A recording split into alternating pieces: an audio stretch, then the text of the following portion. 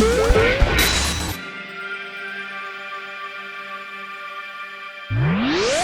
the years, we've seen all manner of machines that allow us to play video games, from timeless classics to the outright ridiculous. Where there are consoles, naturally there are controllers, which have evolved from minimalistic pieces of hardware to highly technical bits of kit in just a few short decades. Naturally, not all of them have been winners, and there have been some downright stinkers that have hit the market. There were some that came boxed in with their respective consoles, whilst others were available separately to enhance the player's experience. For this list, we're looking at the video game controllers that were among the worst we've ever seen, whether they're plagued by wonky technology or just poorly designed. All of the misfit peripherals are welcome here. As a side note, if you're looking for the strangest peripherals ever to see the light of day, you should go check out our other list on the subject, once you're done with this one, of course. I'm Ashton from TripleJump, and here are 10 of the worst video game controllers of all time. But before we get to the list, this video is sponsored by Ridge Wallets. What better time than now to get rid of that massive clunky old leather thing and replace it with the future of wallets? We're big fans of the variety of styles and colours that Ridge Wallets are available in, that they can hold up to 12 cards and have room for cash, and especially the fact that they're even made with RFID blocking technology that protects you from digital pickpocketers. Plus, each wallet comes with a lifetime warranty, and with over 40,000 5-star reviews, the Ridge team is so confident you'll like it that they'll let you use it for 45 days and send it back for a full refund if you don't. With Father's Day coming up, it'd make the perfect gift. So visit ridge.com/TripleJump and use code TripleJump for 15% off your purchase. Follow the link in the description for more info. Number 10, the Duke. If you're a person, like many of us are here at Team TripleJump, then there's absolutely nothing wrong with being a little chunky. Despite what society might try to tell you, you're a glorious king or queen, and you should love yourself unconditionally, no matter your size. If you're a video game controller, however, bigger is not always better, as the Duke, no, not that one, very much proved. The main issue that people had with the first Xbox controller was its sheer size. When compared to the likes of the DualShock 2 and the GameCube controller, the Duke looks absolutely ridiculous. It was so big, in fact, that in 2008 it received a Guinness World Record for being the world's largest video game controller. Not only did it look daft, but it was also hefty, and more importantly, it was hard to control, especially if you weren't endowed with massive hands. The Duke's prototype was designed by video game developer Seamus Blackley, who recalls it being so badly received that when he stood up on stage to announce the product, the audience actually started throwing things at him. Fortunately, none of the projectiles were the Duke itself, otherwise he probably would have suffered some horrific brain injury. Though many will fondly remember the Duke, it's hard to deny that the design could have probably been better thought through. Number 9, the 6-axis. Ever since they launched the OG PlayStation back in 1994, Sony have been fairly reliable when it comes to video game controllers. That is, of course, with one notable exception. Sony had originally intended to launch the PlayStation 3 with the DualShock 3 controller. Sadly, they were unable to do so, as they were in the midst of a legal battle with California-based technology company Immersion regarding patent infringements for using vibration functions in their controllers. Owing to this mess, they were unable to use the Rumble technology, and so the 6-axis was born. Oh god, here we go. This is where the real Dark Souls begins. Oh my god. The 6-axis main feature was its capability to sense movement. This would have been super cool and innovative if Nintendo hadn't announced almost the exact same thing 8 months prior when they unveiled the Wii. The motion controls were cool and all, but the lack of vibration in the controller was a serious problem for gamers. Additionally, due to the lack of rumble pack, the 6-axis was much lighter than previous PlayStation controllers. This did nothing to endear it to players who, rather than enjoying a less heavy device, criticised the 6-axis for feeling cheap and flimsy. Still, it could have been worse. We could have ended up with this. Number 8, the Atari Jaguar controller.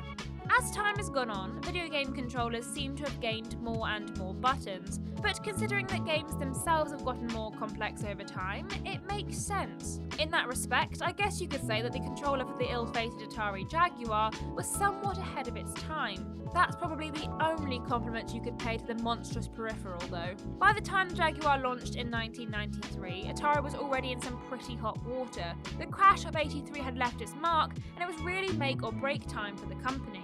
Though the console itself wasn't bad, its controller really let it down. The clunky peripheral was absolutely massive and hefty to boot, meaning that it was quite awkward and even painful to hold it for long periods of time. Part of the reason for its size was the addition of a numerical keypad. Atari did this to try and future-proof the controller, with the idea being that developers would create special faceplates that would indicate which buttons players needed to use for each game. But spoiler alert, they did not. Rather than saving Atari, the Jaguar actually ended up being the straw that broke the camel's back, and they ended up exiting the console market altogether not long after its launch. Number 7, the Kinect. There have been a great many exciting innovations in the world of video gaming over the years, and it's fair to say that the Kinect was not one of them. On paper, it sounded great. You could turn on your console without ever having to lift a finger, you'd be able to control games using your entire body, bringing in a whole new level of immersion to your favourite titles. You could even use it to command your Xbox to play YouTube videos or order you a pizza. It was the future of gaming, or so we were led to believe. Unfortunately, as is so often the case with technology that utilises motion controls, the Kinect didn't always work as intended. Off game! Rather than making gamers' lives easier, the Kinect proved, more often than not, to be an exercise in frustration. The selection of games available for the Kinect was nothing to write home about either, though a few laughs could be had while dancing along with Han and the gang to a horrible parody of Jason Derulo's Riding Solo. For the most part, the titles on offer were cheesy and often broken, family-oriented affairs.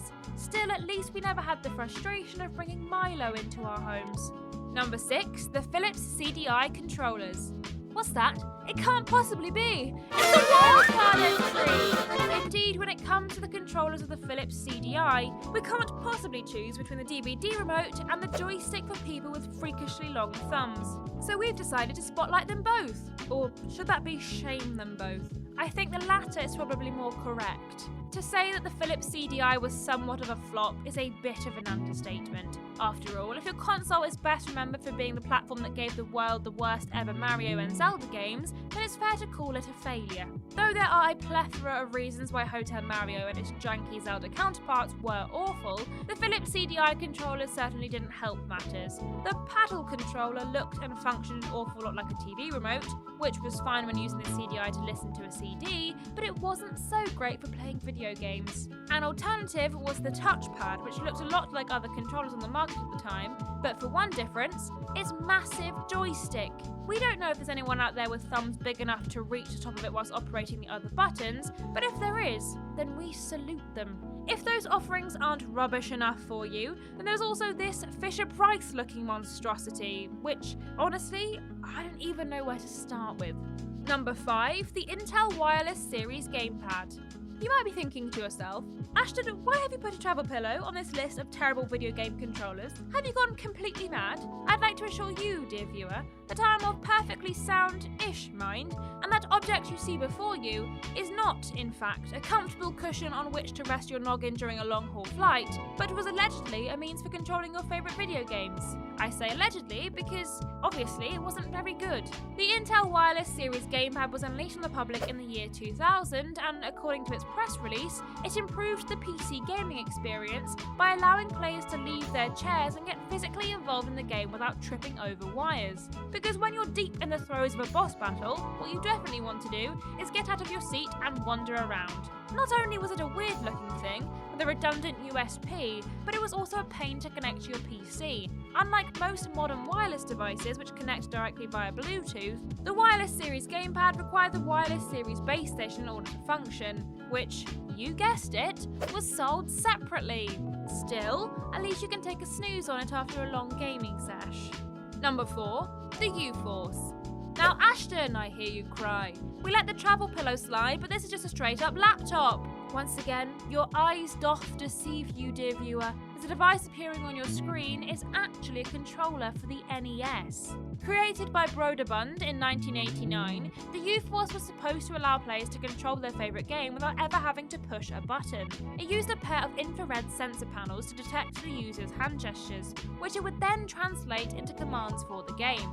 If you're thinking such a piece of technology would be questionable even now, just imagine how rubbish it was in the 1980s. Even if it had worked, it would have been kind of pointless, as waving your arms at something feels like as much effort, if not more, than just pushing buttons on a regular controller. It didn't really work though, and everyone unfortunate enough to come into contact with it agreed that it was an absolute nightmare of a peripheral.